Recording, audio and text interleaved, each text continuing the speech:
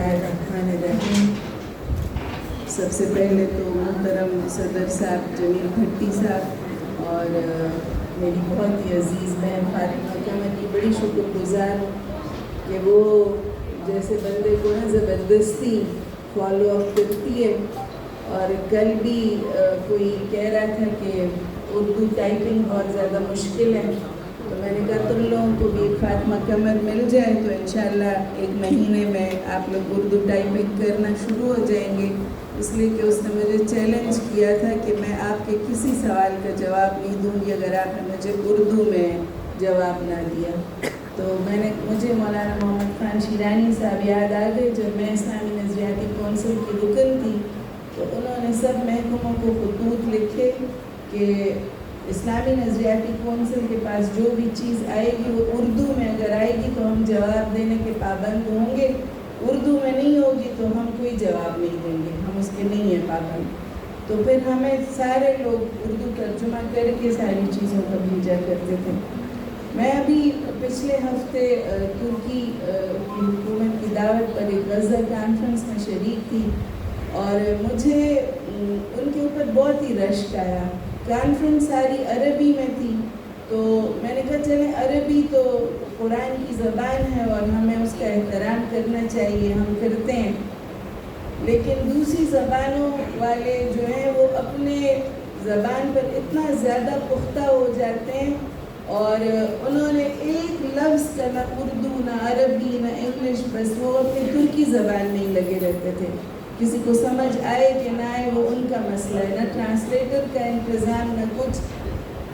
मुझे अपने ऊपर बहुत ही ज़्यादा शर्मिंदगी हुई कि हम बिल्कुल ही शर्मिंदा से रहते हैं और जो एक ज़हनी ग़ुलामी है उसके अंदर अभी तक शिकार हैं। बस जो थोड़ा मुंह टेढ़ा करके इंग्लिश बोल लेता है उसे तालीम याफ्ता समझते हैं। मेरे सलीम हाशमी भाई बहुत खूबसूरत चीज़ें भेजते रहते हैं और दिल का जो गुबार है वो निकलता रहता है हमारा भी उनकी तहरीरों से। तो मैं आपकी भी सलीम भाई बहुत शुक्रगुजार हूँ कि वो आप चीज़ें भेजते हैं तो हमारे लिए बहुत सारा मवाद जमा हो जाता है। नासा पर बैठी हैं, उनके सामने अल्लामा इकबाल की एक नज़म मैंने कल ही पढ़ी और मैंने कहा मैंने जाके यही सुनानी है सबको। ज़रब कलीम की ये नज़म है नसीहत के उन्वान से।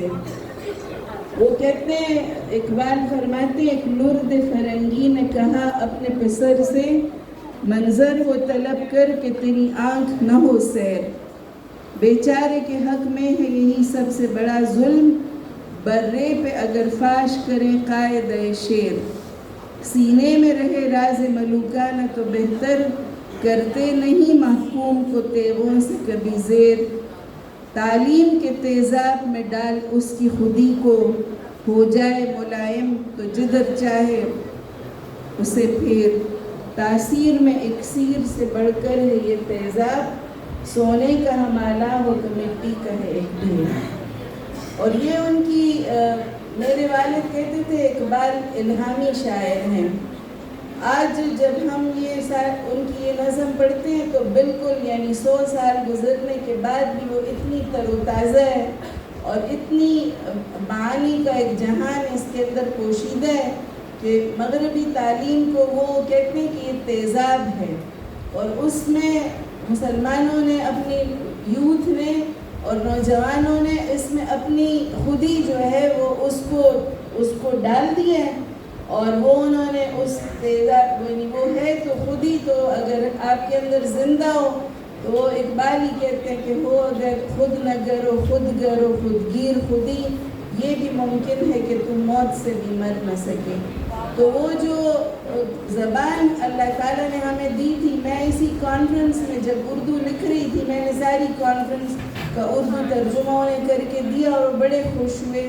तो कहने लगे ये तो कुरान की ज़बान है। मैंने कहा उर्दू और अरबी रस्मुल ख़त एक ही ख़त है और मैंने कहा ये वो वाहिद ज़बान है कि जो यानी मुस्लिम उसके ऊपर वजूद में आई, यानी ये मुसलमानों की ज़बान है और मुसलमानों का बहुत ही ज़्यादा खूबसूरत। फिर वो एक खातून बैठी हुई थी, मैंने कहा वो लोग अब हिंदी उसे कहते हैं लेकिन ان کی ہندی فلموں کا کسی کو کوئی نہیں سمجھ آتی. ان کی جتنی بھی کلاسیکل فلمیں ہیں وہ سب اردو میں ہیں, اور وہ اردو زبان کی وجہ سے ہی ان کے گانے اور ان کی غزلیں اور ان کی سارا کچھ.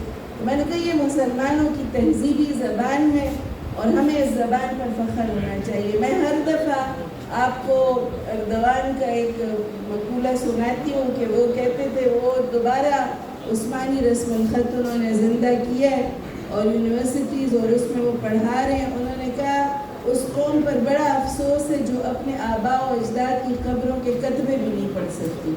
تو وہ انہوں نے اس لیے اپنی زبان کو وہ دوبارہ سے وہ اس لیے کہ ان کا جو قیمتی لٹریچر ہے رومی کا اور یہ سارا وہ سارا عثمانی زبان میں ہے. تو ہمیں بھی اپنے اس تہذیبی ورثے کی حفاظت کرنی ہے.